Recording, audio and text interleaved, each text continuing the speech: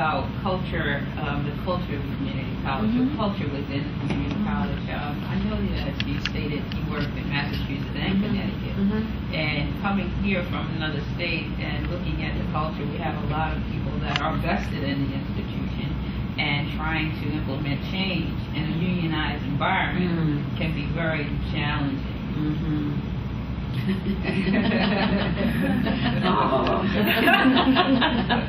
Yes, and your question is?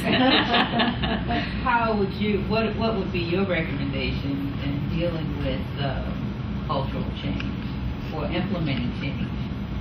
I know some unions are more vocal than others, some union leaders are more vocal than others. I know we're on camera, so I won't say it, but some institutions you can't even change a form, a line on a form without the union grieving it. It's a change in process, or change in working conditions. Others are not that, they're not in the neutral. Right. Okay. So I guess my question to you is, what recommendations? How could you implement change and get that buy-in from the staff? In different cultures, I'm sure that Massachusetts is a little different from Connecticut. We both bear the burden of having statewide collective bargaining units, so in that respect it's very similar. First of all, you have to give up the notion that you'll ever get buy-in from everybody. That's the first thing to give away. That means that you need to get buy-in from the right people. I mean, that's silent power? Yeah, a little bit. A lot of it is behind the scenes, negotiating, compromising, noodling, cajoling, arguing, always while following the rules.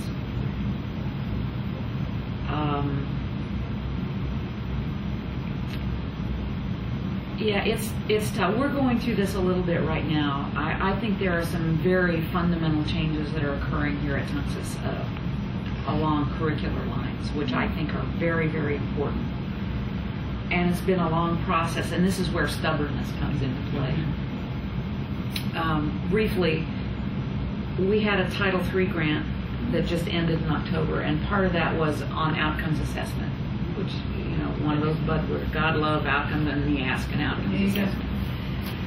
What we ended up doing, and this went through a number of iterations, but where we are now is that we have developed an abilities-based education curriculum, which means that we started with our general ed courses and identified 9 abilities that we wanted students to leave here having, and figuring out a way to measure those abilities, in addition to the subject matter that they were dealing with. Core outcomes. Their core outcomes, yes. Massachusetts, you're dealing with core outcomes. It's the same concept.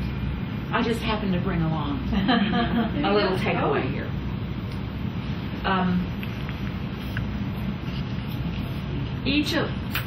We have, without going into details about this, we have struggled with this, we've argued, we've thrown up our hands,